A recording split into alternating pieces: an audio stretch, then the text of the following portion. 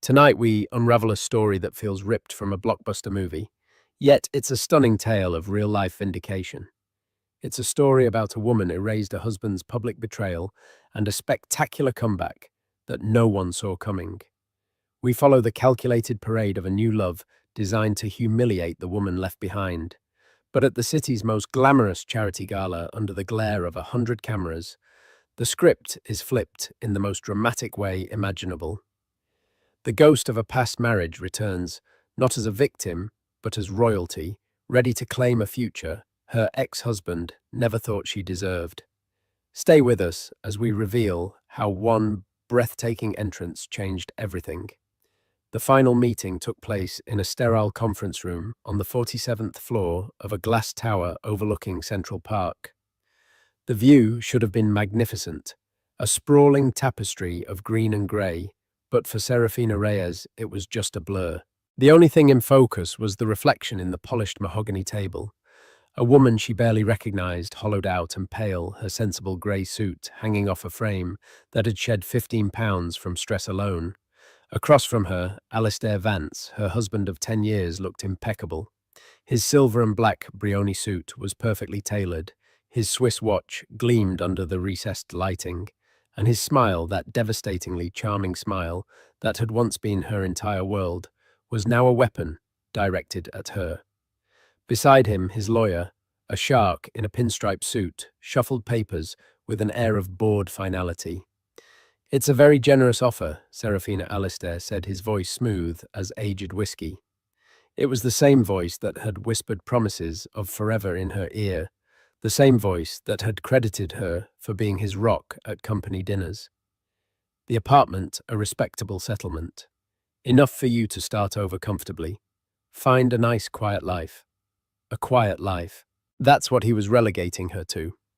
She had been the co-architect of his empire, Vance Capital. For a decade, she had been the one behind the scenes. While he was the face charming investors and closing deals, she was the engine. She'd managed the books in the early days, drafted the business plans, networked with the quiet, unassuming people who held the real power, and sacrificed her own career in architectural design to ensure his meteoric rise. She had been his partner in every sense of the word, until she was no longer convenient. The reason for her inconvenience was now a constant, glittering presence on every gossip blog and social media feed. Cassandra Sterling. A model, an influencer, 20 years his junior, with impossibly long legs and a vacant photogenic pout. Alistair had paraded her around the city like a new trophy, taking her to the same restaurants he had taken Serafina, even being photographed with her at the groundbreaking of a children's hospital wing that Serafina had personally championed and fundraised for. The humiliation was a public spectacle, and it was entirely by design. I believe the terms are clear, Serafina's own lawyer. A kind but overwhelmed man named Robert interjected softly. "We'd like a moment to discuss." Alistair waved a dismissive hand. "There's nothing to discuss. This is it. Sign the papers, Serafina. Let's not drag this out and make it uglier than it already is." Uglier.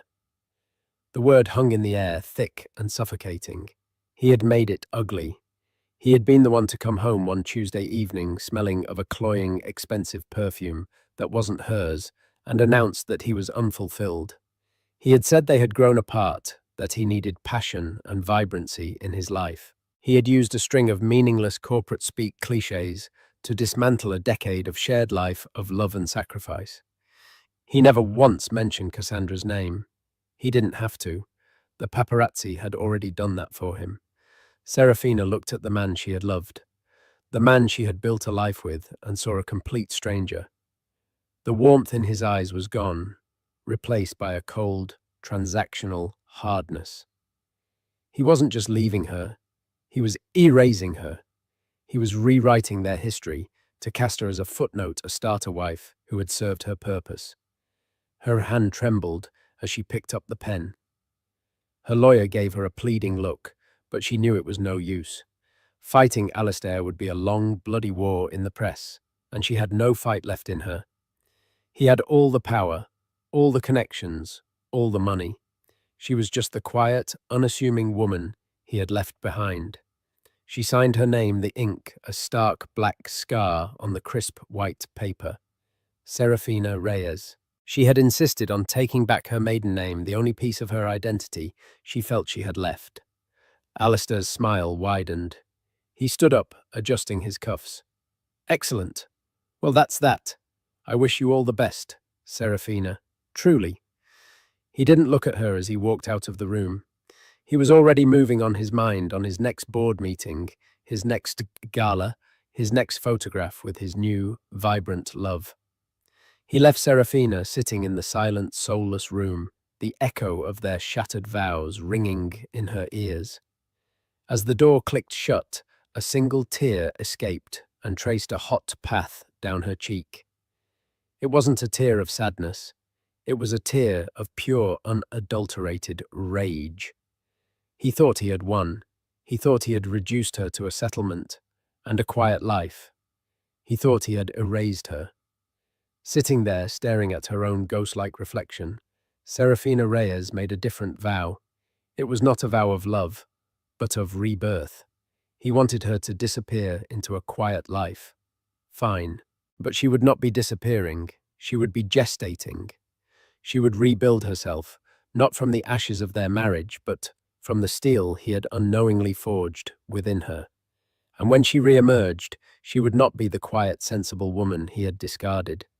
She would be someone he could never in his wildest dreams ignore. The world would see her not as Alistair Vance's ex-wife, but as the architect of her own, far grander empire. The 6 months following the divorce were a blur of calculated silence and relentless work. Serafina disappeared from the New York social scene so completely, it was as if she had been a figment of everyone's imagination. Her friends' concerned calls eventually dwindled, her invitations went unanswered. The gossip columns that had feasted on her pain moved on to the next scandal. To the world, and especially to Alistair Serafina Reyes, had faded into the obscurity he had destined for her. But in a discreet, sun-drenched loft in the meatpacking district, a renaissance was underway. The settlement, which Alistair had considered a generous pittance to keep her quiet, became her seed capital. She didn't spend it on therapy shopping or vengeful luxuries. She invested every penny into the dream she had deferred for a decade, her own firm. She didn't return to traditional architecture. The world had changed, and so had she. She founded Aura Designs, a bespoke firm at the intersection of innovative technology, sustainable architecture, and immersive interior design. It was a concept so forward-thinking that it bordered on science fiction. She worked on creating smart homes that learned their inhabitants' habits, corporate spaces that boosted productivity through biophilic design and virtual reality, blueprints that allowed clients to walk through a building before a single spade of dirt was turned. Her days were grueling 18-hour marathons fueled by black coffee and an iron will. She assembled a small, brilliant team of young, hungry visionaries who didn't care about her past, only the future she was selling them. She was no longer the soft-spoken woman who moderated her opinions in boardrooms. At the head of her own conference table, her voice was clear, her vision was uncompromising, and her intelligence, once a background support system for Alistair, was now a dazzling, formidable force. The transformation was not just professional. She hired a personal trainer, a former Marine, who worked her until her body, once softened by a comfortable life, became lean and strong. The discipline of the gym was a balm to her fractured spirit. Each pound she lifted felt like she was reclaiming a piece of her own strength. She traded her sensible suits for a wardrobe of sharp architectural pieces in deep jewel tones and powerful monochromes custom-made by a young, unknown designer she'd discovered. Her long, mousy hair was cut into a chic, severe bob that framed a face that was now angular and defined. The hollowness in her eyes was replaced by a sharp, focused fire. One rainy afternoon, a pivotal meeting occurred. Through a discreet introduction from her lawyer, she found herself in the private office of Jonathan Sterling. The name was legendary in the city. Sterling was an old money titan, a real estate magnate with a reputation for being as ruthless in business as he was fiercely private. He was also in a twist of cruel irony that was not lost on Serafina Cassandra Sterling's father. She had hesitated to take the meeting, fearing it was some kind of trap or a further humiliation, but her lawyer had insisted. "He knows who you are," Robert had said, "and he's not a fan of Vance." Jonathan Sterling was in his late 60s, with a mane of silver hair and eyes the color of a stormy sea. He didn't waste time with pleasantries. "I've reviewed your business plan for Aura Designs," he said, his voice a low rumble. "It's either a work of utter genius or complete folly. I haven't decided which." Serafina met his gaze without flinching. For the next hour, she didn't speak of her divorce or Alistair. She spoke of her vision. She laid out her plans for integrated bioresponsive lighting, for urban vertical farms integrated into residential towers, for materials that could sequester carbon from the atmosphere. She spoke with a passion and precision that left no room for doubt. Sterling listened, his steepled fingers covering his mouth, his piercing eyes never leaving hers. When she finished, the room was silent for a long moment. "You were the brains behind Vance Capital, weren't you?" he stated, not as a question, but as a fact. "The early strategy, the portfolio diversification, that had your fingerprints all over it. Vance doesn't have that kind of foresight. He's a salesman, a peacock." Serafina simply nodded. "My daughter," he said the word, tasting like ash in his mouth, "is a fool. She is drawn to shiny, hollow things. And Alistair Vance is the shiniest, hollowest man I have ever had the displeasure of meeting." He leaned forward, his expression hardening. "He thinks marrying a Sterling gives him a direct line to my legacy. He has been trying for months to get me to invest in his new global expansion fund. He thinks he is playing in the big leagues now. He is mistaken." He opened a drawer and pulled out a single file, pushing it across the desk toward her. "This is a preliminary brief for the Hudson Yards Zenith project, a new multi-use skyscraper, the most ambitious architectural project in this city for the next 50 years. My firm is heading the development. Every major architectural firm in the world is bidding for it." He paused, letting the weight of his words sink in. "I am giving you a chance to be one of them. I am also creating a private innovation fund. Its first investment will be a controlling stake in Aura Designs. Not because I feel sorry for you, Ms. Reyes. Pity is a useless emotion. I am doing it because I believe in genius, and I believe in backing a winner. And more than anything, I enjoy watching peacocks get plucked." Serafina stared at the file, her heart hammering against her ribs. This wasn't just funding, it was a coronation. It was a seat at the most exclusive table in the city. Jonathan Sterling was not just giving her a sword, he was giving her an army. "There is one condition," he added, his eyes locking with hers. "For the next few months, we operate in total secrecy. No one knows of my investment. No one knows we have ever met. You will continue to build your portfolio with smaller projects. Then at the right moment, we will make our announcement. The stage must be perfect." A slow smile spread across Serafina's face, the first genuine, joyful smile in over a year. "Mr. Sterling," she said, her voice steady and clear, "I believe I know the perfect stage. Life for Alistair Vance was a meticulously curated performance of success. His penthouse apartment, a monument of white marble and minimalist furniture, offered panoramic views of the city he believed he had conquered. His days were a whirlwind of high-powered lunches, fawning news interviews and board meetings where his booming voice and confident assertions masked a growing, gnawing anxiety. His new life with Cassandra was exactly as he had envisioned it, beautiful, glamorous, and relentlessly public. Their relationship was a brand managed through carefully staged paparazzi shots and saccharine Instagram posts. Cassandra, for her part, played the role of the adoring fiancée to perfection. She was a stunning accessory on his arm, her presence validating his virility and power. She was the vibrancy he had craved. But behind the gilded doors of the penthouse, the vibrancy was often shrill. Cassandra was demanding her mood shifting with the tides of social media engagement. Her conversations revolved around follower counts, brand sponsorships, and the perceived slights of rival influencers. She had no interest in the nuances of his business, only in the lifestyle it provided. She saw Vance Capital not as an entity he had built, but as a personal bottomless bank account. Darling, I absolutely need the new season Birkin in Crocodile, she'd announced one morning, scrolling through her phone while a personal chef prepared their organic kale smoothies. It's the color of the season. It's an investment. Cassie, we need to be a little more prudent right now, Alistair had replied, loosening his tie. Cash flow is a bit tight with the new fund launching. Her head snapped up, her perfectly sculpted brows furrowing in displeasure. Tight. What does that even mean? You're Alistair Vance. You don't do tight.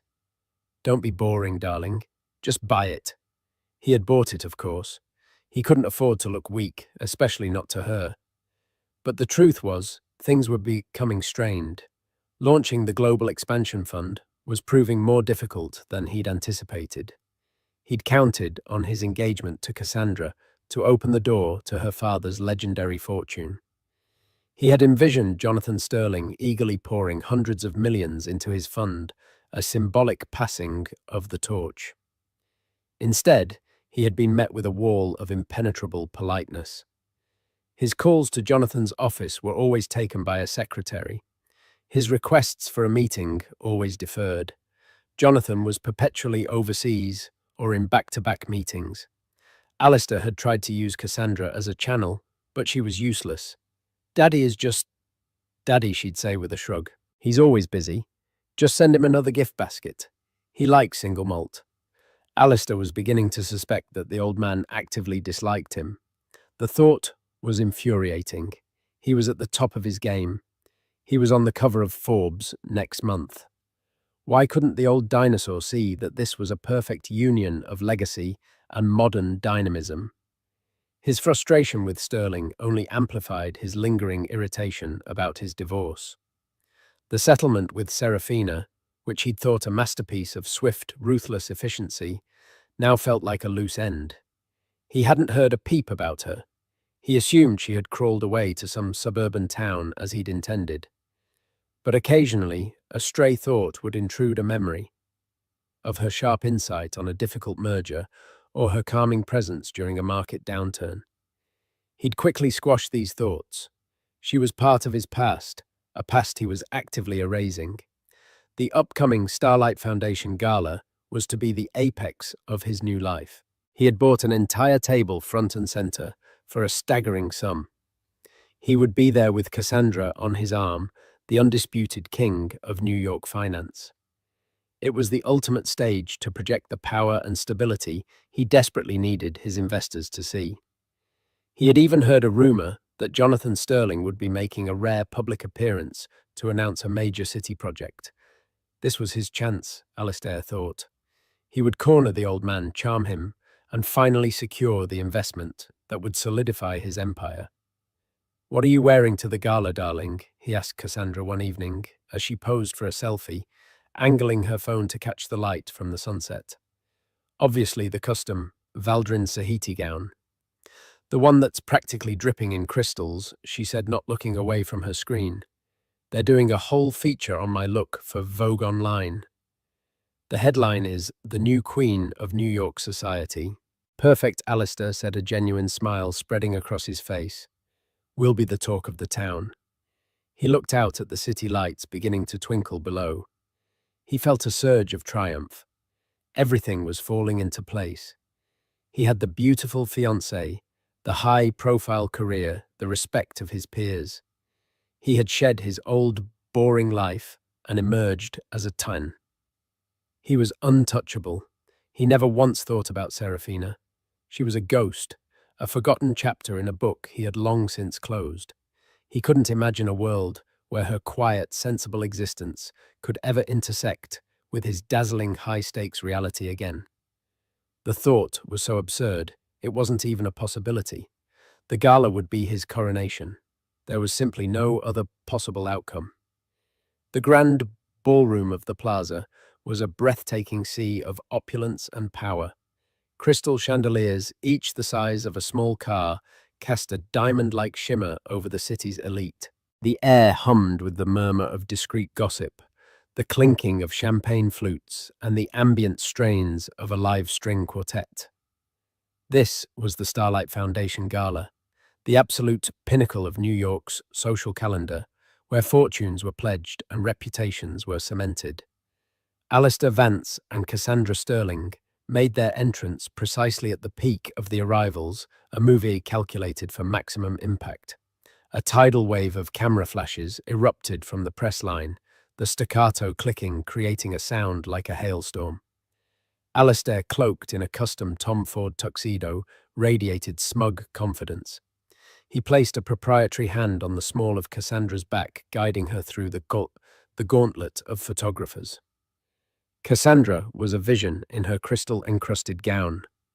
The dress was a spectacle of silver and light, so heavily beaded it seemed to be woven from starlight itself. It was daring with a plunging neckline and a thigh-high slit designed to command attention and scream wealth.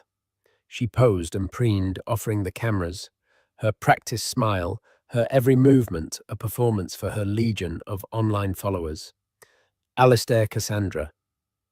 Over here, the photographers yelled. The new power couple. They were the center of the universe, and they reveled in it. Inside the ballroom, they were immediately swarmed by sycophants and business associates. Alistair accepted congratulations on his upcoming Forbes cover, while Cassandra air-kissed her way through a circle of fellow socialites, comparing the carat size of their various gems. Isn't she just breathtaking? Alistair boomed to a rival hedge fund manager, gesturing toward Cassandra. The most beautiful woman in the room. Absolutely, Alistair. You've certainly upgraded, the man replied with a knowing smirk. The jab at his past was not lost on Alistair. It was exactly the narrative he wanted. He had shed the old, the dowdy, the unremarkable for the new, the brilliant, the envied. He felt invincible. They took their seats at their prime table, a triumphant island in the center of the room. The evening was unfolding exactly as he had planned. He scanned the room for Jonathan Sterling, but didn't see him yet. No matter, the night was young. About 30 minutes later, as the first course was being served, a subtle shift occurred in the atmosphere of the room. It started near the grand entrance, a sudden hush that spread like a ripple in a pond. The frenetic energy of the photographers outside, which had died down to a low buzz, suddenly flared with an intensity that surpassed even Alistair and Cassandra's arrival. The flashes were so rapid and sustained that they pulsed through the ballroom doors like a lightning storm. A few heads turned, then a few more. A murmur went through the crowd. Who is that? Someone whispered at a nearby table. Alistair craned his neck, annoyed by the distraction. Cassandra was busy taking a video of her champagne glass for her Instagram story. Probably some politician, he muttered. And then she walked in. The woman who entered the ballroom did not seem to merely walk.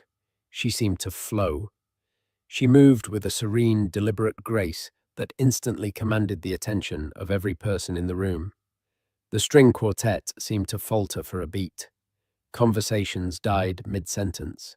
She was wearing a gown of deep sapphire velvet, a color so rich and profound it seemed to absorb the light around it.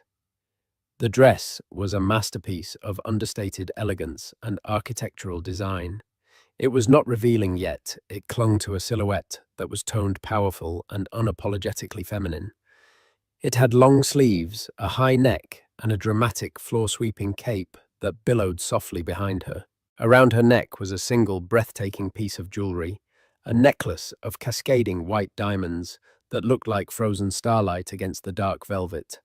Her hair was a sleek, raven-black bob that gleamed under the chandeliers. Her face, which so many in the room vaguely recalled as being pleasant but forgettable, was now a study in sculpted elegance. Her cheekbones were sharp, her jawline defined, and her lips were painted a bold, confident crimson. But it was her eyes that held everyone captive. They were dark, intelligent, and held a calm, unshakable confidence. There was no trace of the broken, pale woman from the lawyer's office. This was not a ghost. This was a queen. It was Serafina Reyes. For a full 10 seconds, the room was suspended in a state of collective shock. People who had known her for years stared their minds, struggling to reconcile the woman they were seeing with the one they remembered. At his table, Alistair Vance froze his fork halfway to his mouth. The blood drained from his face, leaving him a ghastly pale. The smug smile was gone, replaced by a slack-jawed expression of pure, unadulterated disbelief. It was as if he had seen a spectre, but a spectre more vibrant and alive than anyone else in the room. Cassandra finally looked up from her phone, annoyed by the sudden silence. "What is Her voice trailed off as she followed Alistair's gaze. She saw Serafina, her perfectly made-up face contorted into a mask of confusion, which quickly curdled into jealous rage. Her own glittering look-at-me dress suddenly felt cheap and gaudy next to the profound, regal elegance of Serafina's gown. The cameras outside were exploding, but the real explosion was the silent seismic shockwave that tore through the ballroom. Alistair Vance had paraded his new love expecting to be crowned king. He never anticipated that the queen he had banished would choose this very night to return and reclaim her kingdom. And as Serafina took her first step into the room, her gaze coolly sweeping over the stunned crowd, it was clear she wasn't just here to attend a gala. She was here to make a statement, and the entire city was her audience. Serafina did not pause at the door to drink in the reaction she had caused. That would have been the action of someone seeking approval. Instead, she moved with the quiet assurance of someone who owned the room before she even entered it. Her destination was a discreet yet strategically important table near the dais, where several of the city's most influential and older power brokers were seated. They were not the flashy hedge fund managers Alistair courted, but the quiet titans of industry and real estate who could build or break a man with a single phone call. As she passed tables, the whispers followed her like the train of her gown. "Is that Serafina? What happened to her?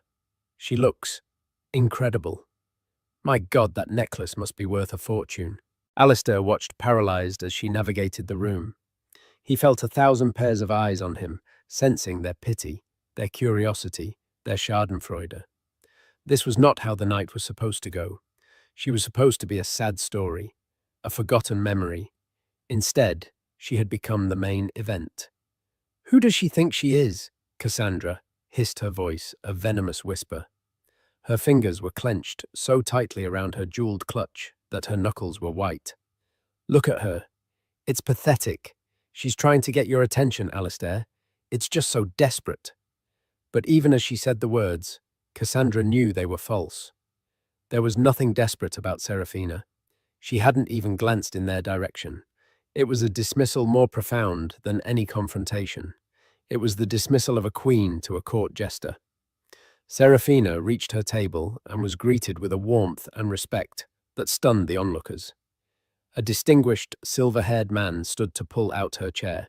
Another, the head of a massive construction conglomerate, leaned in to kiss her cheek. These were men Alistair had been trying to get meetings with for years, and they were treating Serafina not as a socialite, but as a peer.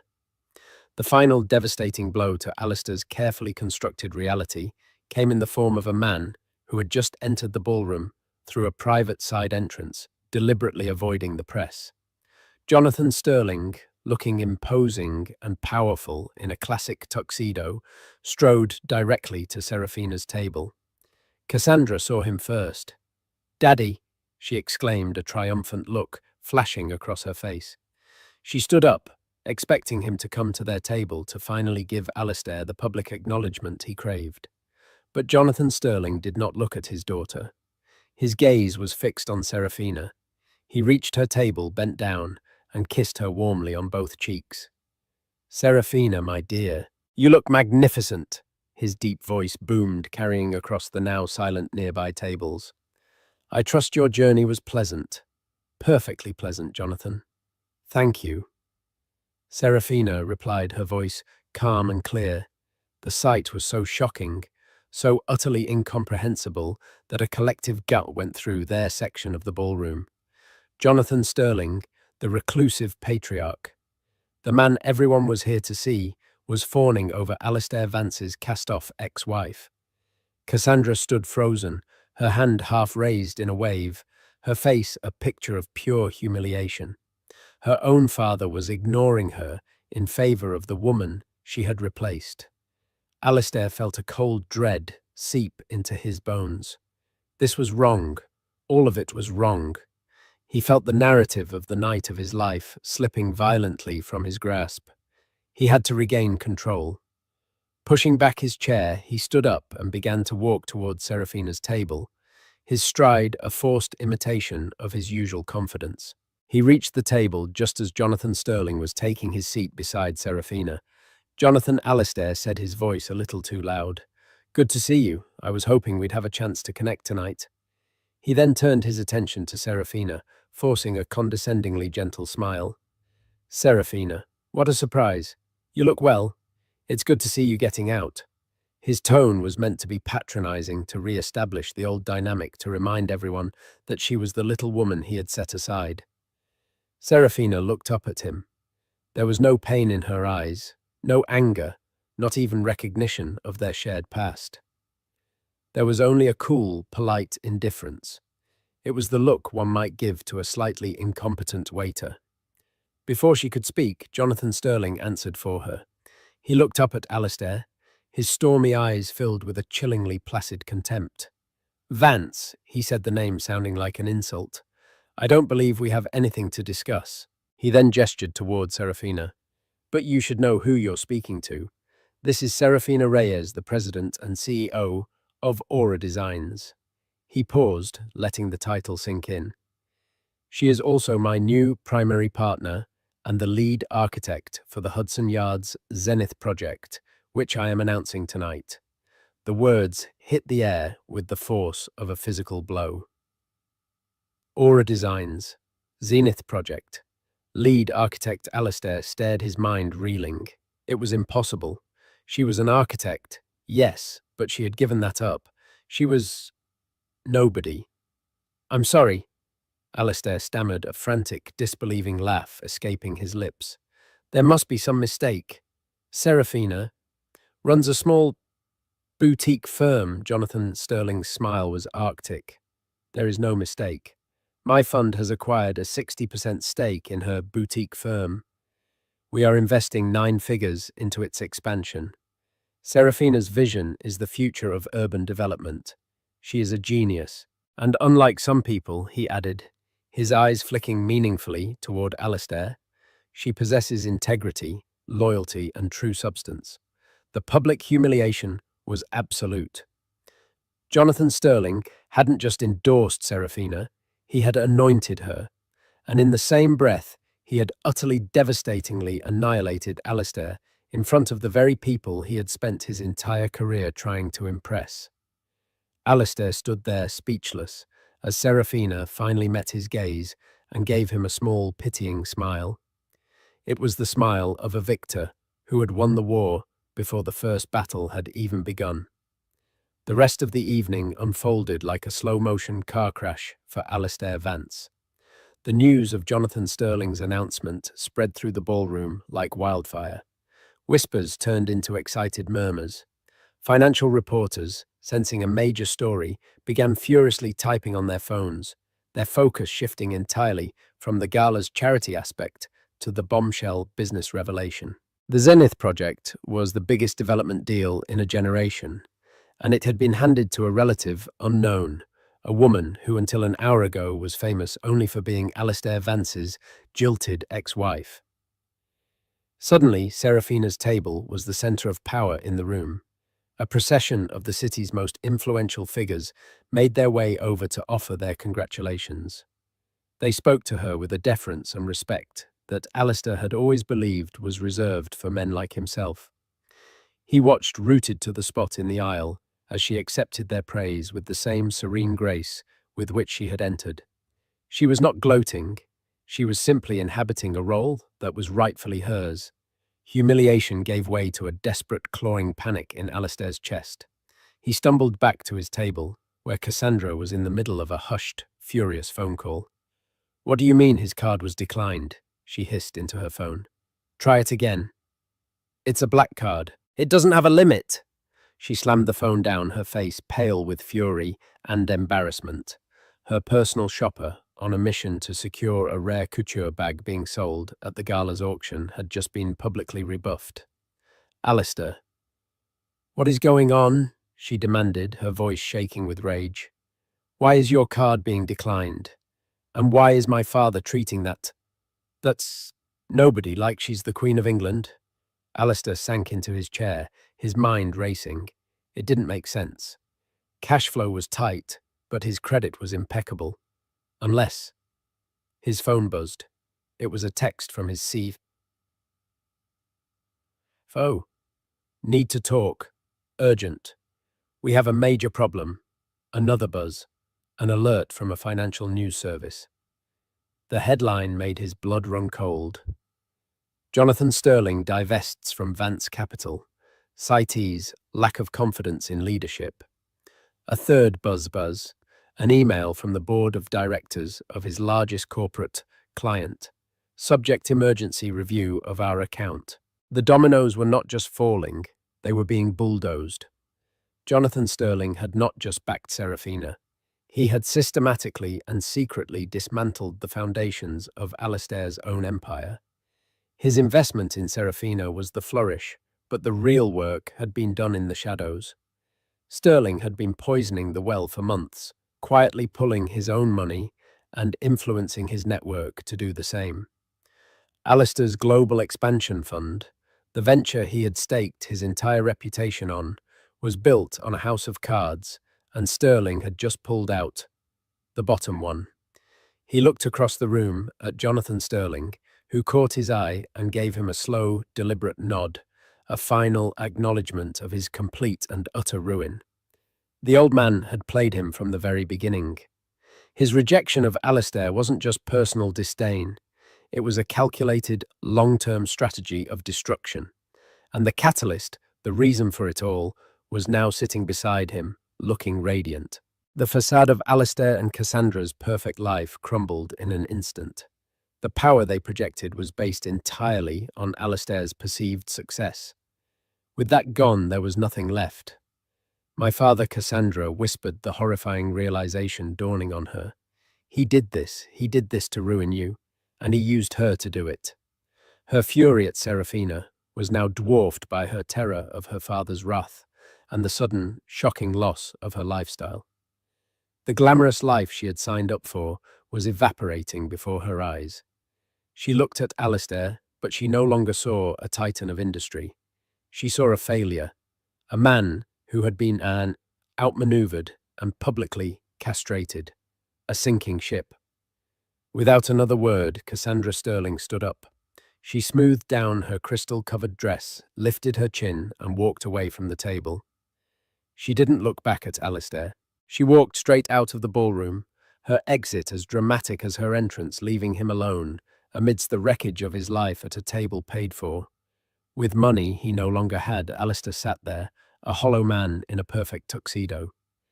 The murmur of the crowd, the clinking of glasses, the music, it all faded into a dull roar in his ears. He was no longer the king of the gala. He was a cautionary tale, a public spectacle of hubris and downfall. He finally looked at Serafina again. She was in conversation with a famous architect, her face animated, her eyes sparkling with intelligence and passion. She looked vibrant, she looked fulfilled, she was everything he had told her. He needed everything he had claimed she was not, and he had thrown it all away for something as fleeting and superficial as a glittering dress and a pretty face. In that moment, he understood the devastating truth. Serafina hadn't returned for revenge. Revenge was beneath her. She had simply moved on and built a better world for herself, a world so far beyond his own that he could no longer even reach it. Her success was not the weapon that destroyed him. His own character, his own arrogance and cruelty, had been the cause of his downfall. Her triumph was merely the light that illuminated his ruin. The morning sun broke over Manhattan, glinting off a million windows, but the real light, the one generating all the heat, was emanating from the city's screens. By 6 a.m., the story of the Starlight Foundation Gala was no longer a piece of society gossip. It was a financial and cultural earthquake. Serafina Reyes was on the landing page of the Wall Street Journal, the New York Times, and Bloomberg. Cable news channels had scrapped their planned segments to run specials on the dramatic corporate coup, with breathless pundits analyzing every angle. The headlines were a barrage of sensational, triumphant prose. The Phoenix of Park Avenue. How Serafina Reyes built a new empire from the ashes of betrayal. Vance Capital crumbles as ex-wife. Pause with Sterling's backing, the ultimate revenge. The woman, Alistair Vance, erased, just remade the Mike skyline. They plastered her gala photo everywhere, that serene, powerful image in the sapphire velvet gown, a modern monarch in a sea of stunned onlookers. They juxtaposed it with old photos of her standing slightly behind Alistair, her smile gentle and unassuming, the visual narrative of her transformation stark and undeniable. But for Serafina, the news was just background noise, a distant storm she had already weathered. She wasn't at home curled up with a laptop absorbing the praise or gloating over the articles. Vengeance felt like a hollow meal, and she was already hungry for the future. She was at her office, the sprawling, sun-drenched loft that served as the headquarters and heart of Aura Designs. She had been there since 5 a.m., long before the first headlines had even hit the internet. Dressed not in a velvet gown, but in impeccably tailored black trousers and a simple cream silk blouse, she was already in her element. She stood before a floor-to-ceiling window, a simple ceramic mug of black coffee. Warming her hands, looking out over the cityscape, she was about to irrevocably change. The office behind her was already buzzing with a new electric energy. Her team, a tight-knit group of 20 brilliant minds she had handpicked, was moving with a renewed sense of purpose. The Zenith Project, once a confidential dream, was now a public mandate. The air crackled with excitement, ambition, and the thrill of validation. In the lobby, a television was on, and a sharp-suited analyst was speaking animatedly. "What we witnessed last night was more than a corporate shake-up," the analyst said, gesturing emphatically. It was a masterclass in strategy, executed with the precision of a surgeon. Jonathan Sterling didn't just invest in a new company, he orchestrated the complete immolation of an old one. Alistair Vance built his house on arrogance and public perception, and Serafina Reyes, the woman he foolishly underestimated, just proved that a foundation of substance, vision, and integrity is the only one that lasts. A small, wry smile touched Serafina's lips before she turned away. Miles away, in a penthouse that now felt like a mausoleum, Alistair Vance was living the other side of that news report. The panoramic views of the city were no longer a symbol of his dominion, but a mocking testament to his public disgrace. His phone, once a conduit for fawning calls and lucrative offers, was now a harbinger of doom. It hadn't stopped ringing, each call a fresh nail in his coffin. "The board is invoking the character and fitness clause," Alistair, his lawyer, had screamed through the phone an hour ago. "They want you out by noon. Your credit lines have been frozen," his CFO had informed him in a clipped, deadpan voice. "The margin calls are catastrophic. We're insolvent." He had tried to call Cassandra, a pathetic, reflexive act, only to find his number was blocked. Her social media was already wiped clean of his existence. He was a ghost in a life he had thought he'd built to last forever. He wandered through the vast white marble rooms, the minimalist furniture now feeling hostile and alien. He saw the ghosts of his own hubris everywhere: the plinth, where an expensive sculpture had been repossessed that morning, the empty space in the wine cellar where his most prized vintages used to be.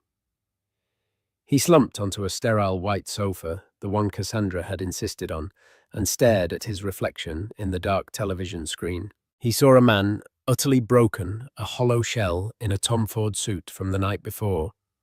The world had crowned him a king, and he had believed it. He had discarded his queen, his partner, his strategist for a bauble, and in doing so had given her the very motivation she needed to build her own far greater kingdom. The analyst on the television was right. His foundation had been nothing but air, and it had taken only one gust of real power to blow it all away.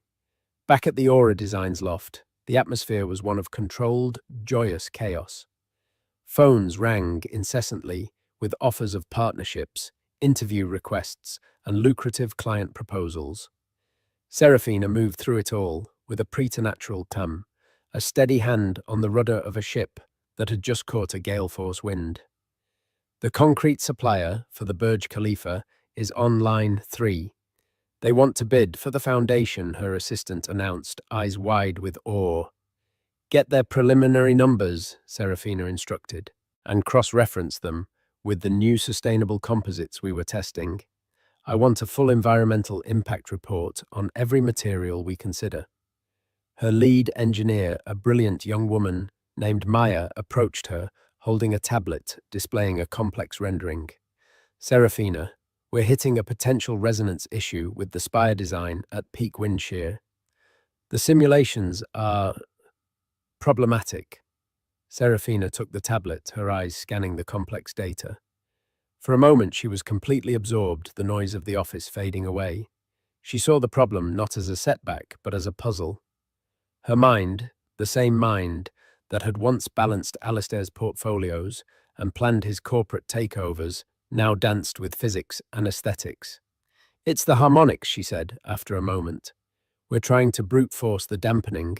It's inelegant. She sketched a new shape on the screen with her finger.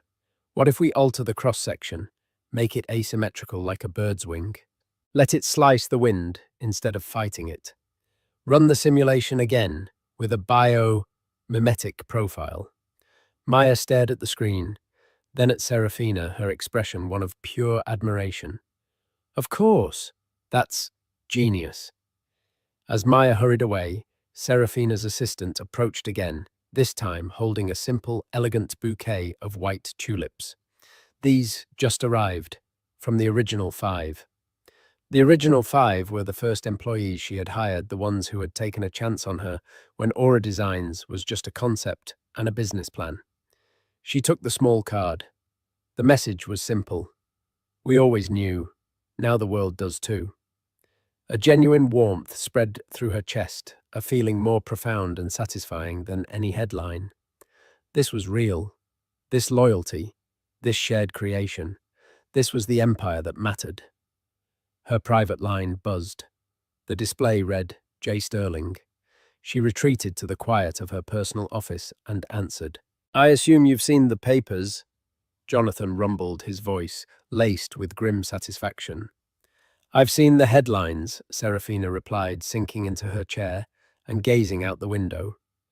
I haven't had time for the details. We're already storyboarding the primary structural concepts for the Zenith Tower. A dry chuckle came down the line.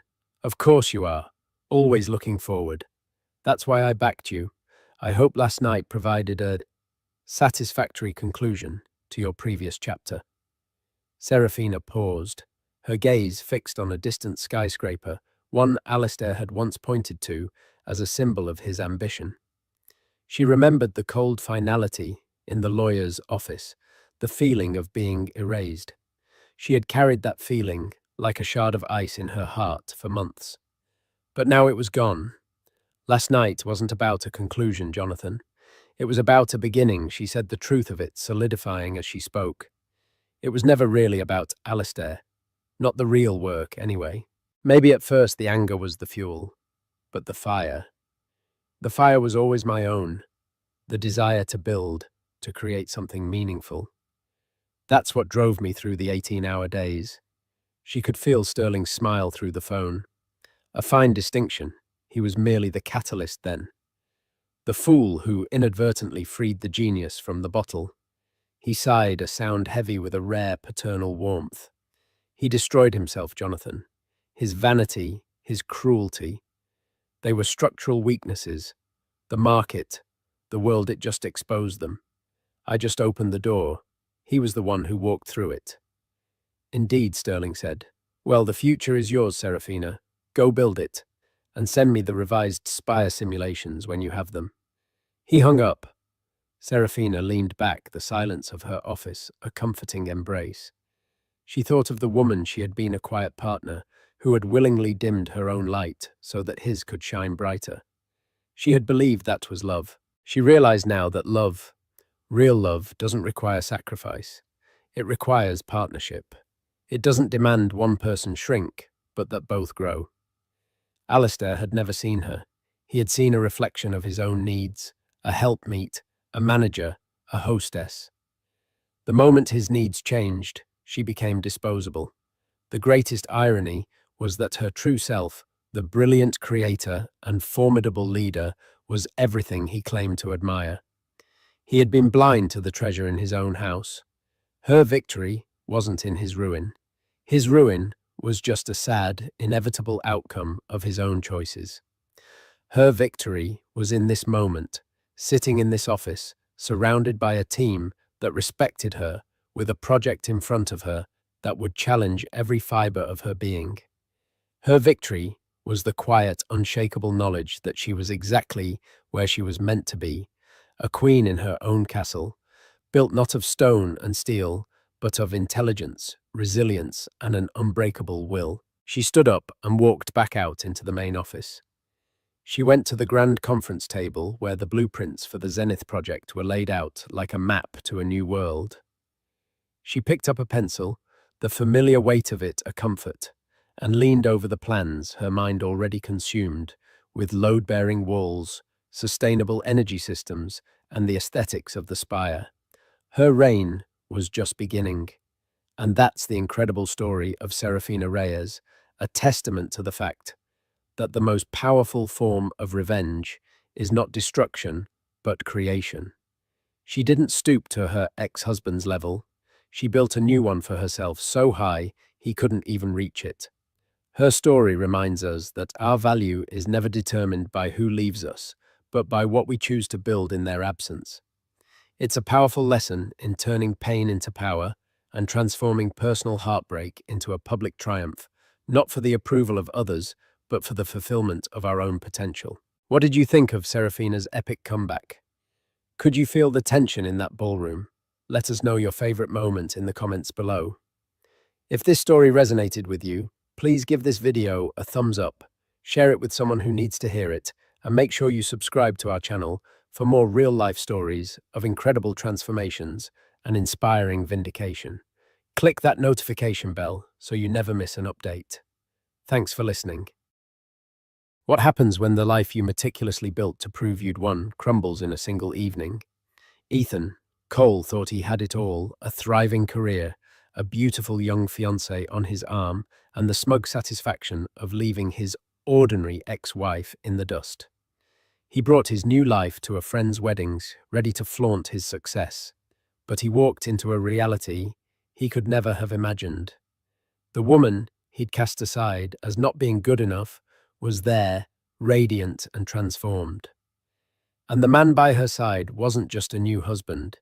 He was Damien Blackwood, a name whispered with reverence in circles of unimaginable wealth and power. This isn't just a story of an awkward encounter. It's a story about the deafening echo of past choices and the brutal revelation that the game you thought you were winning had a different, much richer player all along. The late afternoon sun cast long, golden fingers across the rolling hills of Napa Valley. It was the kind of impossibly perfect day that felt scripted, a backdrop worthy of the exorbitant price tag Ethan knew his friends Oliver and Jessica had paid for their wedding venue. The air at the Sterling Peak Vineyard was thick with the scent of ripening grapes and expensive perfume. Ethan Cole adjusted the knot of his silk tie, a self-satisfied smile playing on his lips. Beside him, Brittany smoothed down her form-fitting champagne-colored dress, her diamond engagement ring catching the light and scattering tiny rainbows across the cobblestone path. "Isn't this just divine, darling?" Brittany whispered, her voice a practiced melody of social grace. "Jessica has such exquisite taste. I'm already taking notes for our big day." Ethan squeezed her hand, his thumb stroking the back of it. "Only the best for you, of course. But let's be honest, our wedding will make this look like a quaint little get-together." It was a boast, and they both knew it, but it was the currency their relationship was built on. Aspirational, competitive, and relentlessly public. At 38, Ethan had curated his life with the precision of a master artist.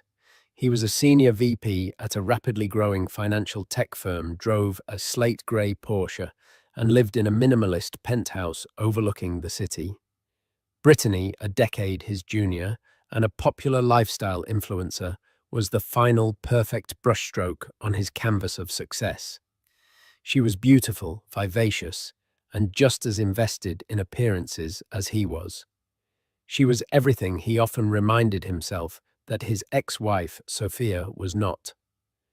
The thought of Sophia was a fleeting, sepia-toned memory.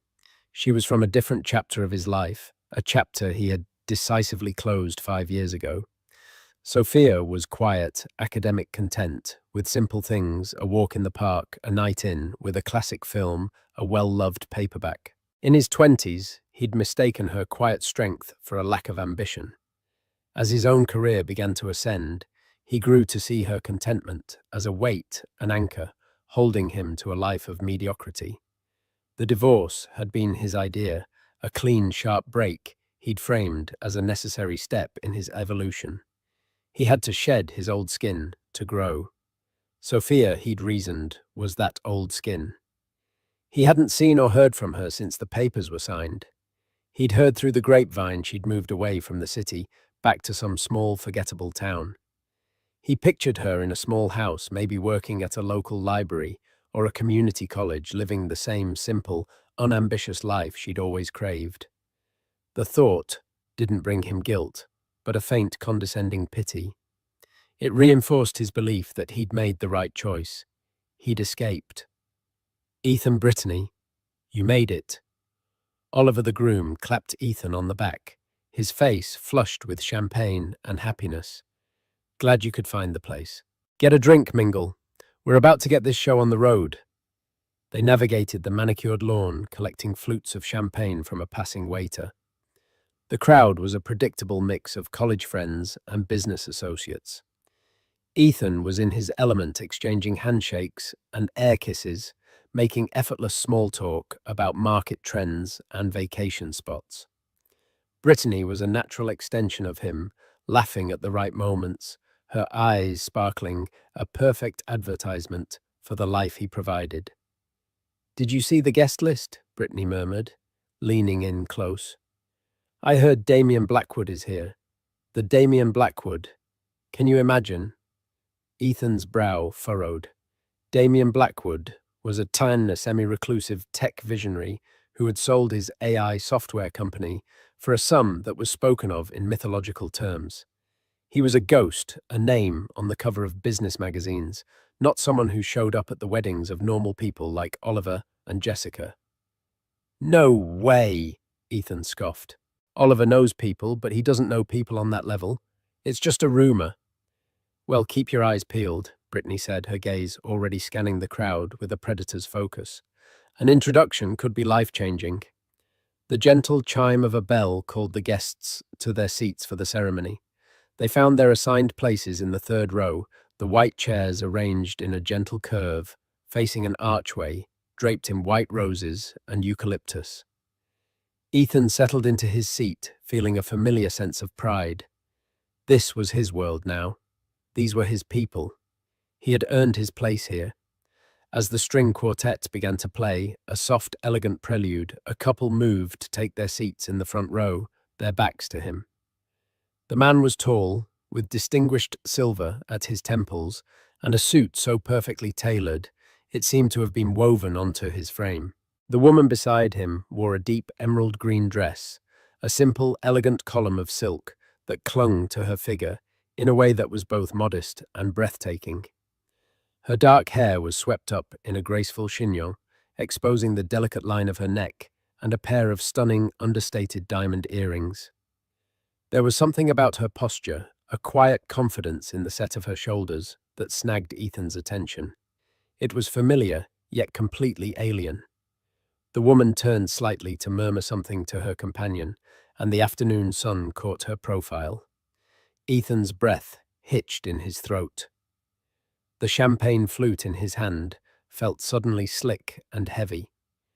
The air, just moments ago filled with the sweet scent of roses, now seemed thin and unbreathable. His carefully constructed world tilted on its axis. It couldn't be, but it was. It was Sophia.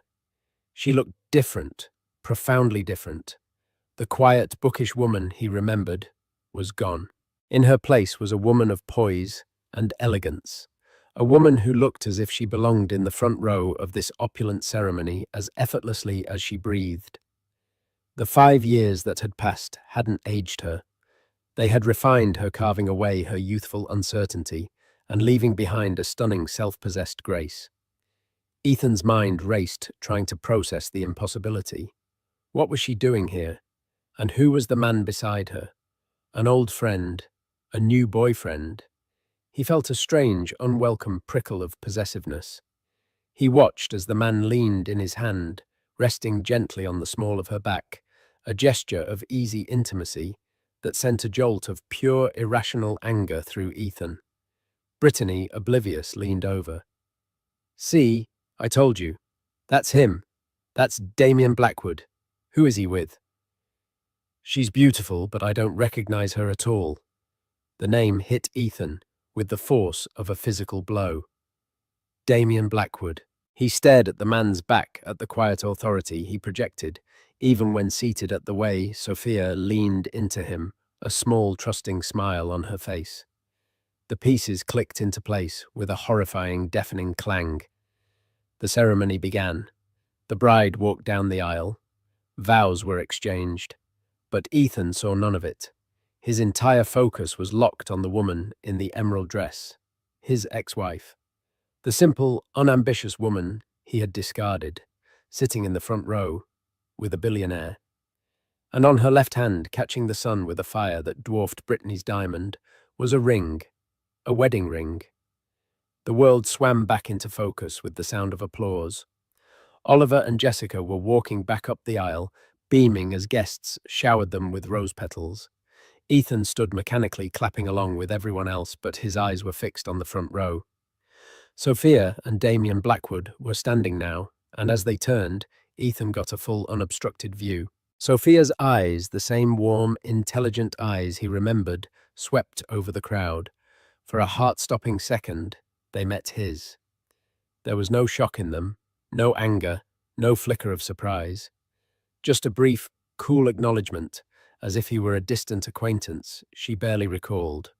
Then her gaze moved on, settling on Damien, with a warmth and affection that made Ethan's stomach clench. It was the look she used to give him. "Let's go to the cocktail hour," Brittany said, tugging at his arm, her voice buzzing with excitement. "I absolutely have to meet them." "No," Ethan said, the word coming out sharper than he intended. Brittany looked at him, surprised. "What do you mean? No, Ethan. This is Damien Blackwood. This is a networking opportunity from the gods." "We'll see," he muttered, trying to regain control. His mind was a chaotic storm of questions. How? When? Why hadn't anyone told him he had mutual friends with Sophia, people who had been at this very wedding? Had they all known? Was he the last to find out the subject of some grand cosmic joke? He felt a tap on his shoulder and turned to see Robert, a friend from his college days and one of the groomsmen. "Ethan, man, good to see you," Robert said, his smile a little too tight. "Crazy, right?" "Crazy what?" Ethan asked, playing dumb, though his heart was hammering against his ribs. Robert gestured vaguely towards the front row. "Sophia, looking like $1 million. Or, well, a few billion bucks, I guess." He chuckled nervously. "Who would have thought?" The casual confirmation sent another wave of disbelief through Ethan. You knew. Well, yeah, man. We all knew.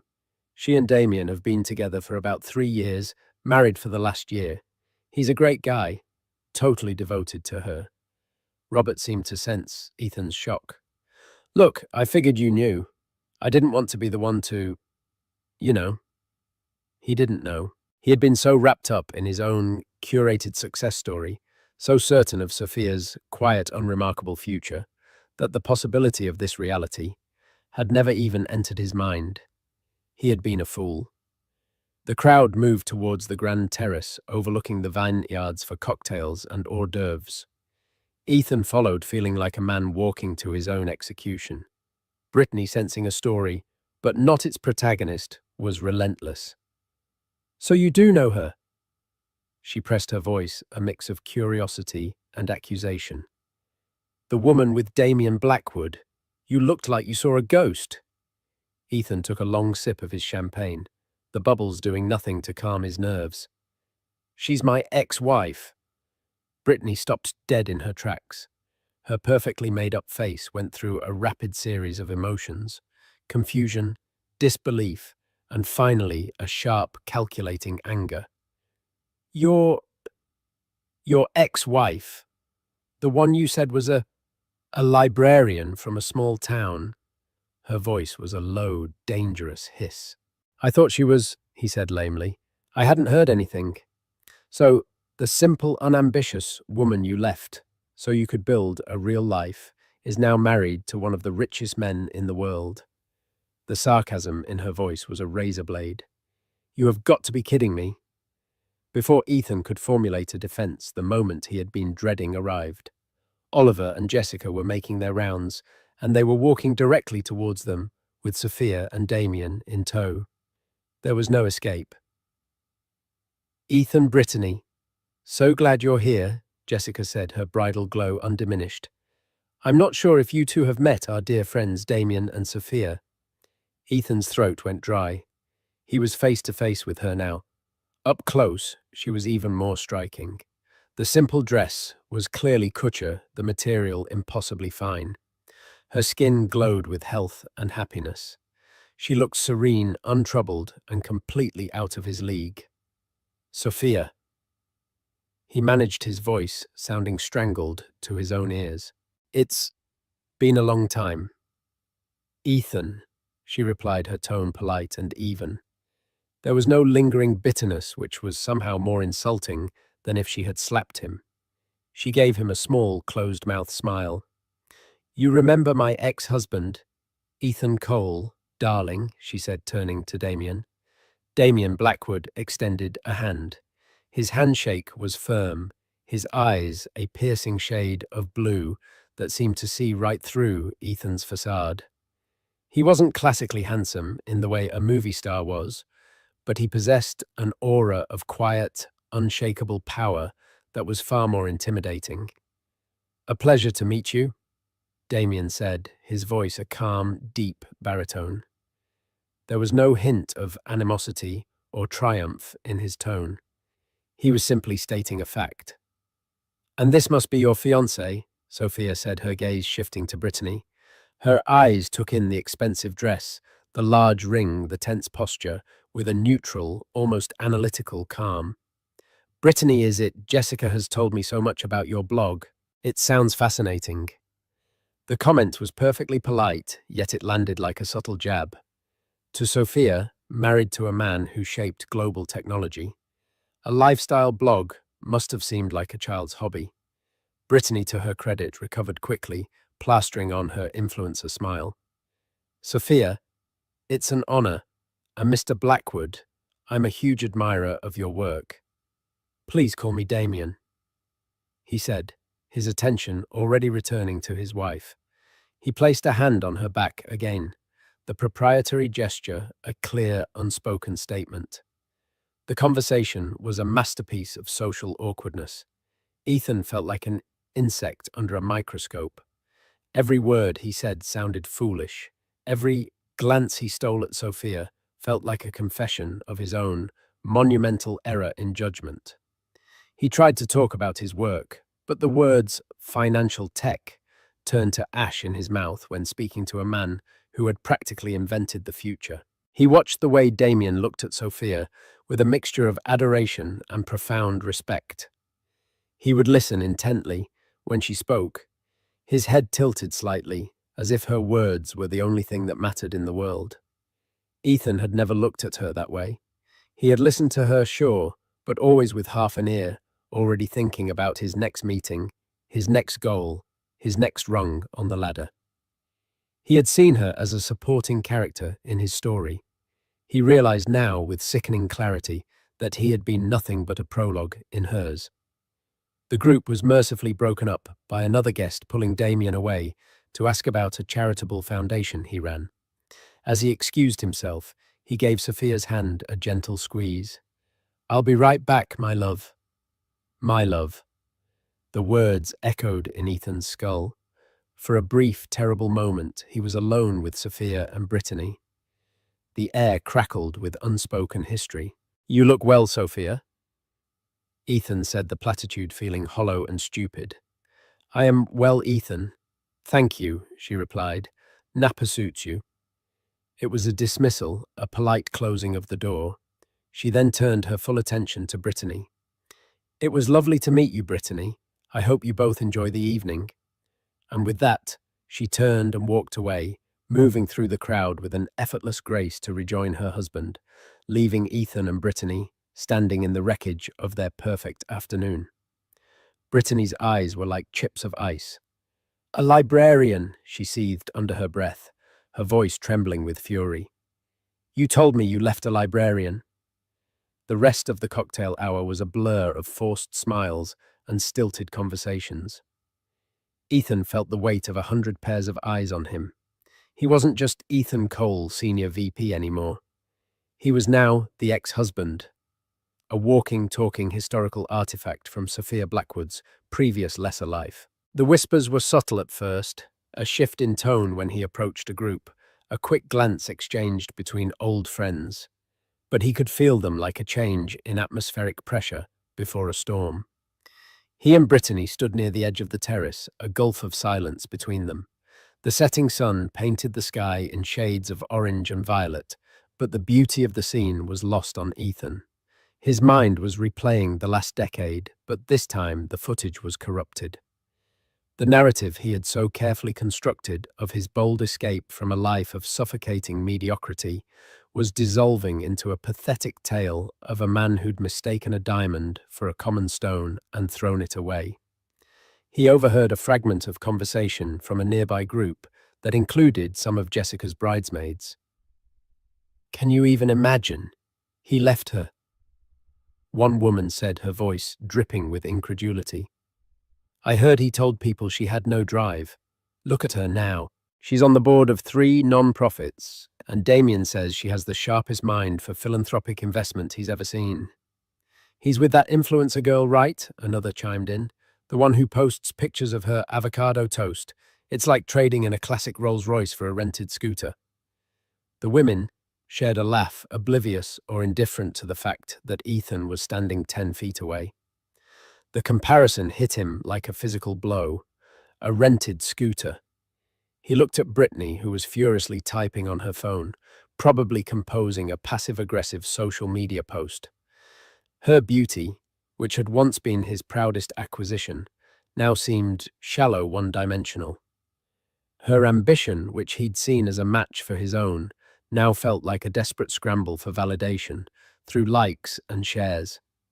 He needed a stronger drink. Excusing himself, he made his way to the bar, his path taking him past a table where Damien and Sophia were seated with an older couple. Sophia was laughing, a genuine, uninhibited laugh that he hadn't heard in years.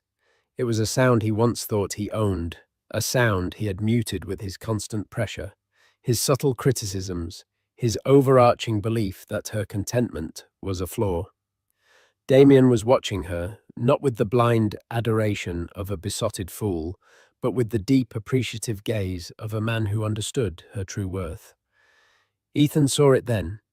Damien hadn't just given Sophia a life of luxury.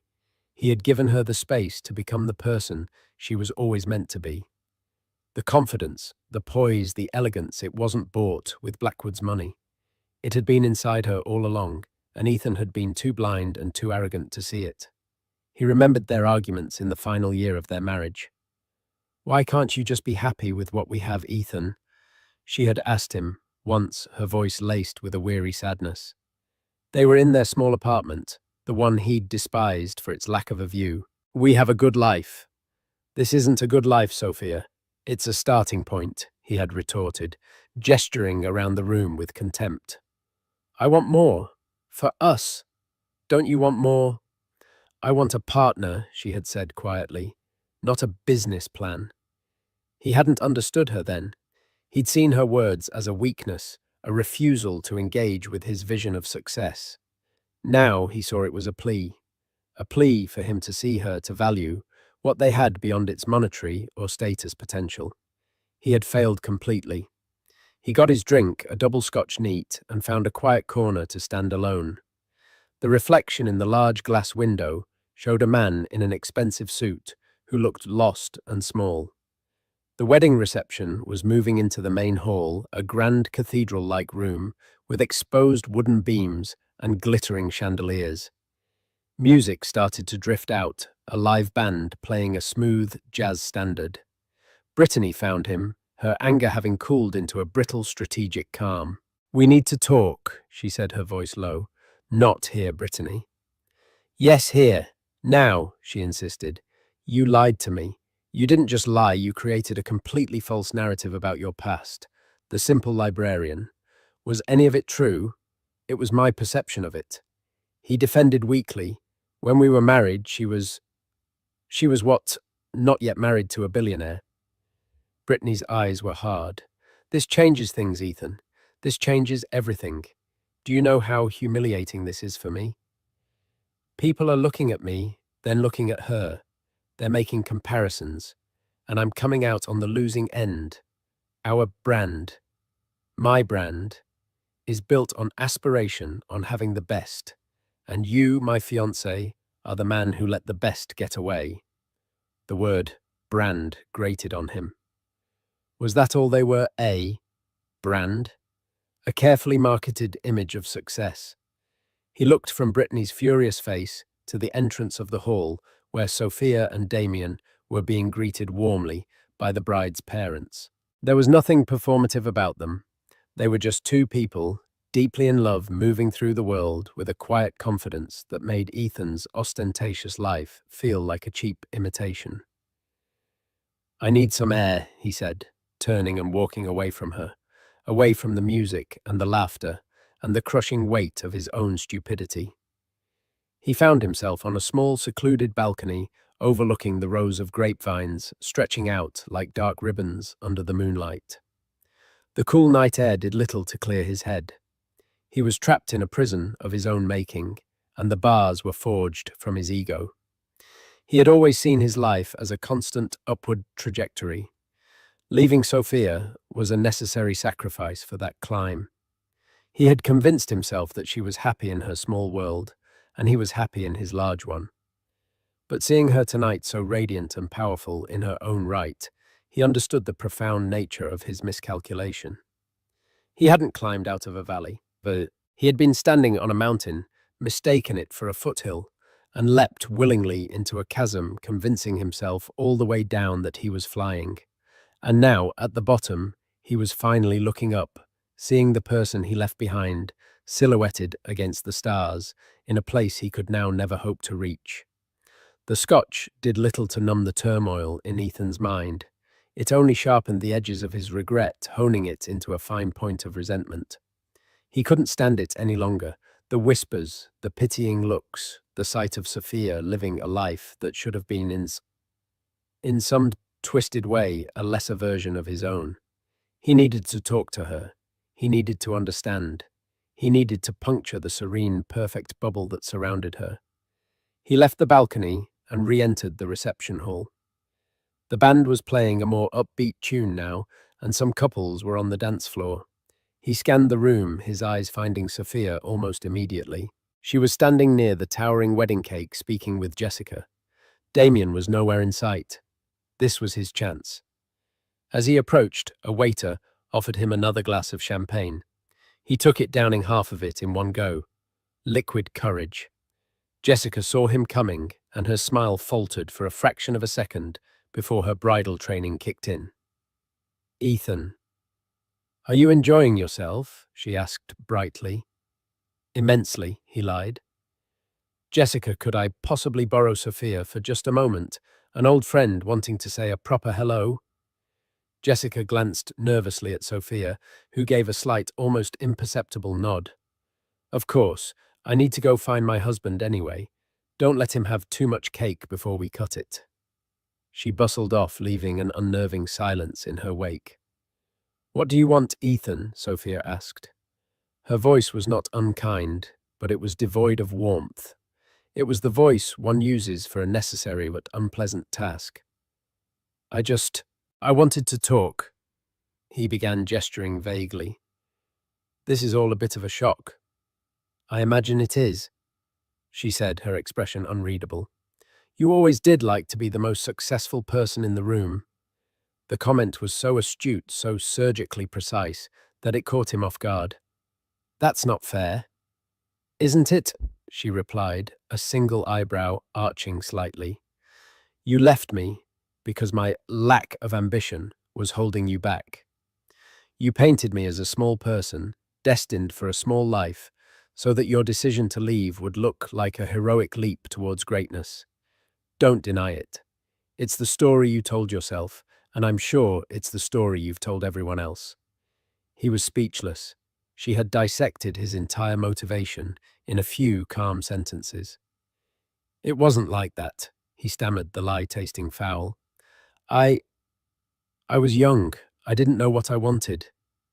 "Oh, I think you knew exactly what you wanted," she countered, her voice still quiet, but now edged with steel. "You wanted applause. You wanted a life that looked good on paper. You wanted a partner who was an accessory, not a person. I was never going to be that for you." A surge of his old arrogance flared up, a desperate defense mechanism. "And this is better. This life, following a billionaire around the world. Is this your ambition?" He wanted to hurt her, to imply she was a gold digger, to bring her down to a level where he could understand her. But Sophia didn't flinch. "You think this is about Damien's money, don't you?" She gave a small, sad shake of her head. "That's your tell, Ethan. You can only see the world through the lens of status and wealth.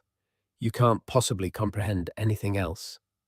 She took a step closer, and for the first time he saw a flicker of the old Sophia, the passionate woman he had once loved beneath the polished exterior. "Let me tell you what Damien gave me," she said, her voice low and intense. "He saw me, not who he wanted me to be, but who I was. He listened when I talked about my dream of starting a foundation to fund literacy programs in underprivileged communities. You laughed at that idea. You called it a cute hobby. Damien saw it as a viable world-changing enterprise. He didn't fund it for me. He mentored me. He taught me how to write a business proposal, how to lobby for investors, how to manage a budget. The Blackwood Literacy Foundation now operates in 12 states, Ethan. I built that. My ambition wasn't lacking. Your vision was." Every word was a nail in the coffin of his self-deception. He had not only underestimated her, he had actively tried to suppress the very qualities that had now allowed her to flourish. "The difference between you and him," she continued, "is that you wanted a woman who would stand behind you and applaud your success. Damien wanted a woman who would stand beside him as his equal.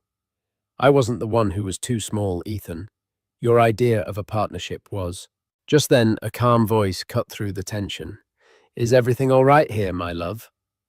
Damien had appeared at her side, his presence instantly changing the dynamic. He didn't look at Ethan with anger, but with a cool, protective assessment. His hand found Sophia's, their fingers lacing together naturally.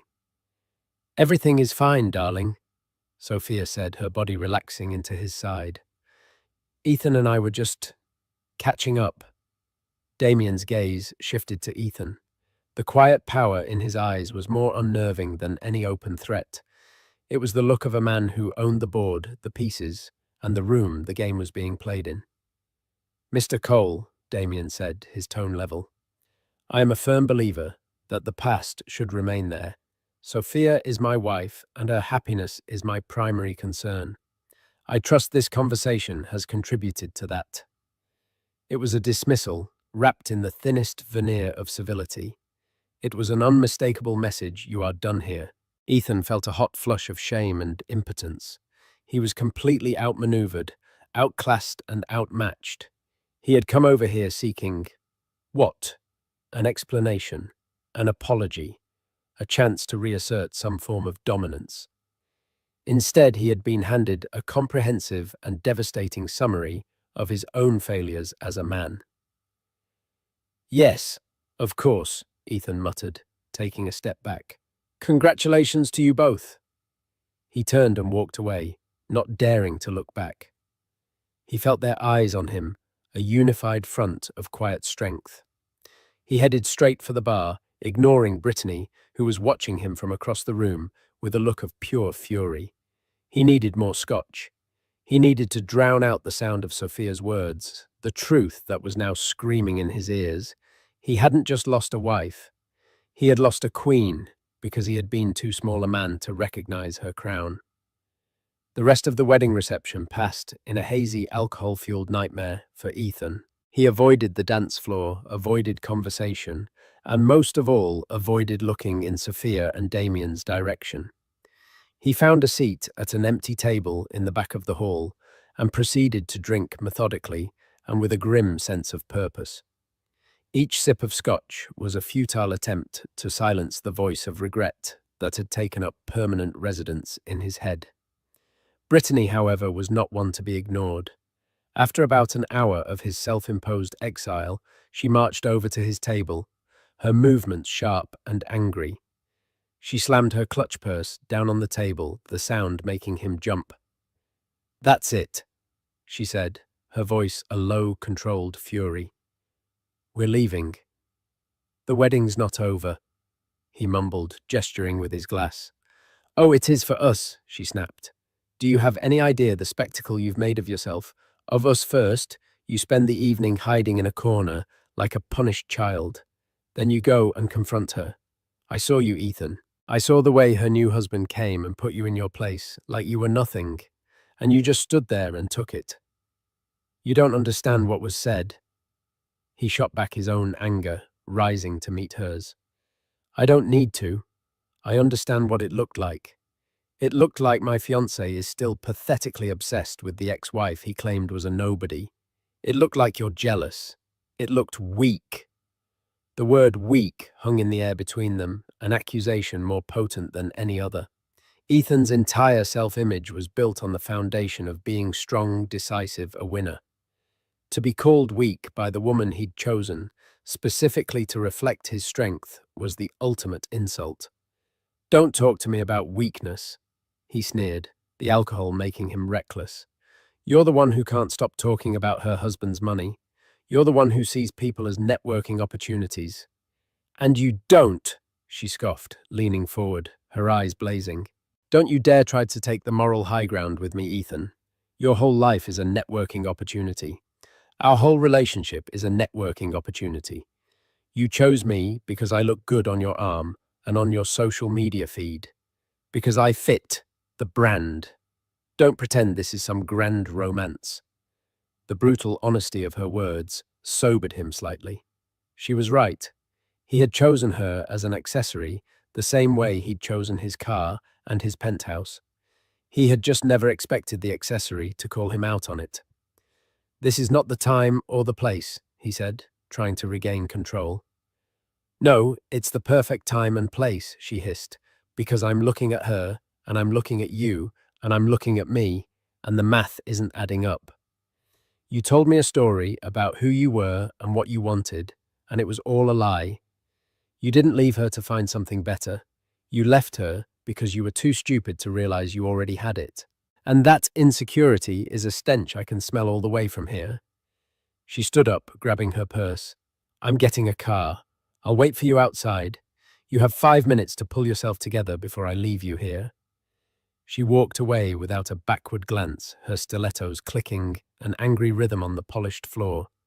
Ethan sat there stunned. The cracks in his perfect, curated life had become gaping chasms. Brittany had seen right through him, not because she was particularly insightful, but because his facade had been so utterly demolished that even she could see the pathetic, insecure man hiding behind it. Their relationship, which he'd seen as a symbol of his success, was just as hollow as he was. It was a business arrangement, and tonight he had proven himself to be a very bad investment. He finished his drink and stood up, his legs unsteady.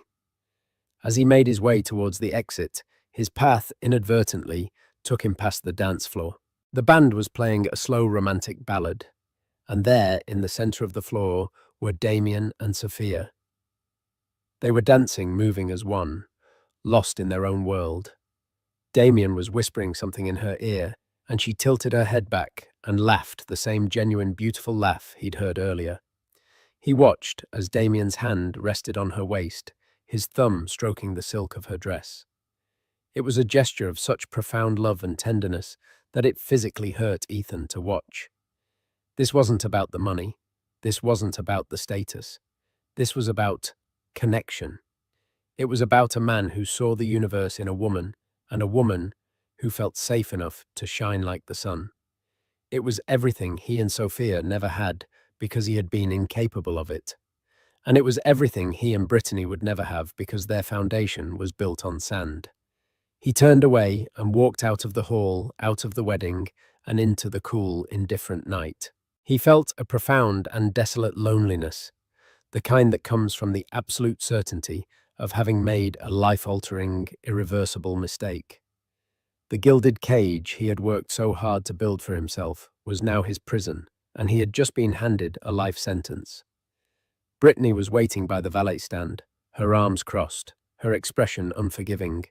The ride back to the hotel would be silent, but Ethan knew a louder, more painful argument was on the horizon. His perfect life was officially over. The days following the wedding were a tense Cold War. Ethan and Brittany flew back to the city in near total silence. The air in their shared penthouse, once a symbol of their modern successful life, was now thick with resentment. Brittany spent her time locked in her home office, communicating with Ethan through curt, clipped text messages. He knew she was reassessing her brand, and he was painfully aware that he was now a liability to it. Ethan tried to throw himself back into work, hoping the familiar rhythms of spreadsheets and conference calls could drown out the memory of the wedding. But even there, the ghost of Damien Blackwood loomed. The world of finance and tech was small. Blackwood's name was everywhere: a new acquisition, a groundbreaking patent, a keynote speech that shifted market sentiment. Before, Ethan had seen these as distant events in a world above his own. Now, they felt deeply personally humiliating. About 2 weeks after the wedding, Ethan walked into his Monday morning team meeting, coffee in hand, ready to outline the quarterly strategy. His boss, a sharp, no-nonsense man named David, called the room to order. "All right, everyone, settle down." David began, his tone unusually grave. "Before we get to the quarterly projections, I have some major company news. As of 7 a.m. this morning, a deal was finalized. Our parent company, Viridian Holdings, has been acquired." A murmur went through the room. Acquisitions could mean anything from promotions and new resources to mass layoffs. "Acquired by who?" someone asked. David took a deep breath. "By Blackwood Capital." The name slammed into Ethan with the force of a battering ram. He felt the blood drain from his face. It couldn't be. Of all the investment firms, of all the capital groups in the world, it had to be his. Damien Blackwood's private investment and venture capital firm. Blackwood's firm has been looking to expand its fintech portfolio for a while now. David continued, oblivious to Ethan's internal collapse. "This is an incredible opportunity for us. The resources, the technology, the network we now have access to, it's a game changer." Damien Blackwood himself will be addressing the senior leadership via video conference on Wednesday. The rest of the meeting was a drone in Ethan's ears. His colleagues were buzzing with excitement. speculating about the future, about the potential for growth. All Ethan could think about was the exquisite, soul-crushing irony. He had built his career at this company. It was the source of his pride, the proof that he was a serious, successful man. And now it belonged to Damien Blackwood. He would be, in effect, working for Sophia's husband. He stumbled back to his office, closing the door and sinking into his chair. Was this personal? Was it a calculated move, a power play designed to grind him under the heel of Blackwood's boot? He tried to imagine Damien and Sophia sitting in their mansion, laughing as they planned this. Let's buy the company where her pathetic ex-husband works. It'll be amusing. But as the initial shock subsided, a colder, more devastating realization took its place. It wasn't personal. That was the truly galling part. To Damien Blackwood, Ethan's company was just another asset on a balance sheet, a strategic acquisition to strengthen a portfolio.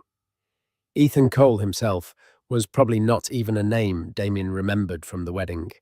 He was a footnote, an insignificant detail in the life of the woman Damien loved. The acquisition wasn't an act of revenge. It was an act of complete and total indifference. He was so beneath Damien's notice that his entire professional life could be bought and sold without a second thought. That was the ultimate power play. When he got home that evening, the penthouse felt even colder and emptier than before. Brittany was in the living room packing a suitcase, not a weekend bag, a large, hard-shell suitcase. "What's this?" he asked, his voice hollow. "I'm moving out," she said, not looking at him. She was folding a silk blouse with meticulous, angry precision. "I'm going to stay at my sister's place for a while. Brittany, we can talk about this." "No, we can't," she said, finally looking up at him. Her eyes were cold. "I got a call from a friend at your company this afternoon. She told me the news. About Blackwood Capital." "It's just business," he said weakly. "Everything is business, Ethan," she exclaimed, throwing the blouse into the suitcase. "Don't you get it yet? Perception is reality. The perception is that my fiancé is now, for all intents and purposes, working for his ex-wife's new husband, the man he foolishly left. It's not a good look. It's a pathetic look. And I will not have my life, my career, my brand associated with pathetic." There it was again, the brand. "So, that's it?" he asked. "After 2 years, you're just walking out." "I'm making a strategic decision," she corrected him, her voice dripping with the corporate jargon they both used to speak so fluently. "I'm cutting my losses on an investment that has proven to be a catastrophic failure. You're damaged goods, Ethan, and I can't afford the association." She snapped the suitcase shut, the sound echoing in the silent room. She walked over to the small table by the door, took off the large diamond ring, and placed it down with a soft click. "I believe this belongs to you," she said. She wheeled her suitcase to the door without looking back. "Goodbye, Ethan." The door closed behind her, the lock engaging with a final definitive thud.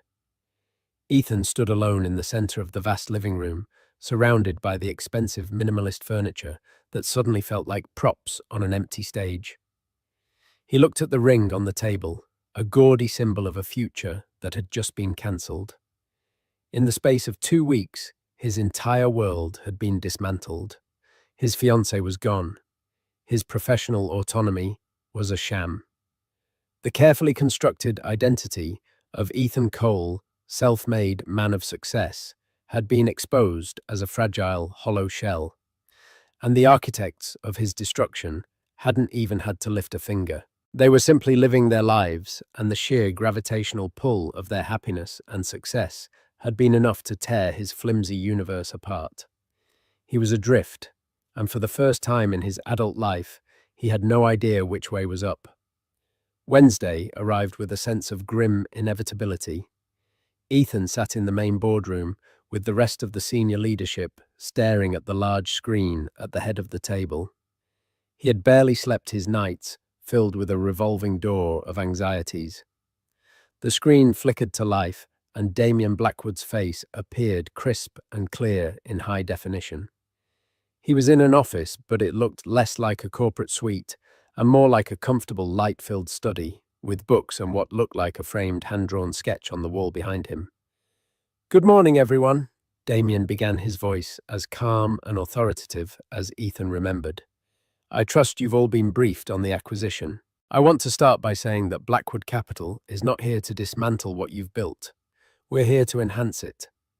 He spoke for 20 minutes about synergy innovation and long-term growth strategies. He was articulate, visionary, and genuinely impressive. He laid out a future for the company that was more ambitious and exciting than anything David had ever proposed. There was no hint of gloating, no personal agenda. It was just business executed at the highest possible level. At the end of the presentation, he took a few questions. As David was thanking him, a woman's silhouette passed briefly in the background of Damien's video feed. She placed a cup of coffee on his desk, her hand briefly touching his shoulder. It was Sophia. Damien's expression softened for a split second as he looked up at her, a silent exchange passing between them before his professional demeanor returned. The image was seared into Ethan's brain. Sophia at home in the heart of this global empire, a quiet, integral part of it all. It wasn't a show of power, it was just a glimpse into their life, a life of shared partnership, quiet support, and immense, unshakable success. After the call ended, the boardroom was abuzz with energy. People were excited, energized by Damien's vision. Ethan felt nothing but a profound emptiness. He was a ghost at the feast. He knew he couldn't stay. He couldn't work for Damien Blackwood. He couldn't spend his days in an organization where his own personal failure was so deeply and structurally embedded. Every success for the company would be another reminder of what he had thrown away. That afternoon, he typed up his resignation. He kept it short and professional, citing a desire to pursue new opportunities. He handed it to David, who looked surprised but didn't press him. In a company now owned by Damien Blackwood, a man like Ethan Cole was easily replaceable. He spent the next few days packing up his office, the artifacts of his career feeling like relics from another man's life.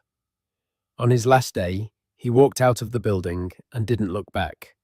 The weeks that followed were a long, slow descent. He put the penthouse on the market, knowing he could no longer afford it without his salary, and moved into a much smaller, anonymous apartment across town. The Porsche felt ridiculous parked in the standard-sized spot, a monument to his former hubris. He sold it, taking a significant loss.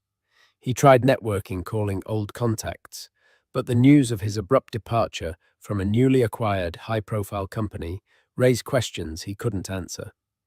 He was adrift, his professional identity erased his personal life, a wasteland. He was alone with his thoughts, and they were merciless, replaying every bad decision, every arrogant assumption, every moment of blindness that had led him to this point. The silence in his new apartment was deafening. There was no Brittany planning their next social engagement, no work calls to distract him. There was only the quiet and the crushing weight of his regret. One rainy Sunday afternoon, months later, he was browsing a bookstore, a habit he hadn't indulged in years. He was passing a display of new non-fiction when a book caught his eye. The cover was a simple, elegant design with the title opening the chapter, "A New Model for Global Literacy." The author's name was printed in clean, bold letters below it, Sophia R. Blackwood. He picked it up, his hands trembling slightly. The author photo on the back flap was of the Sophia he'd seen at the wedding, poised, smiling, her intelligent eyes looking directly at the camera. The biography described her as the founder of the Blackwood Literacy Foundation and a leading advocate for educational reform. He bought the book. That night, he sat in his small, quiet apartment and read it from cover to cover. It was brilliant. It was insightful, well-researched, and passionately argued. It was the culmination of all the ideas she had tried to talk to him about years ago, the ones he had dismissed as cute hobbies. It was the work of a serious, powerful mind. Her mind. Closing the book, he finally understood. His downfall was not Damien Blackwood's fault. It was not Sophia's fault. It was his, and his alone. He hadn't just misjudged her. He had misjudged the very nature of success. He had chased the shimmering, hollow image of it, while she had quietly built the real thing. He would likely never see her again. Their worlds no longer intersected. She was on a trajectory that was stratospheric while he was on the ground starting over. But for the first time, the thought didn't fill him with bitterness or jealousy.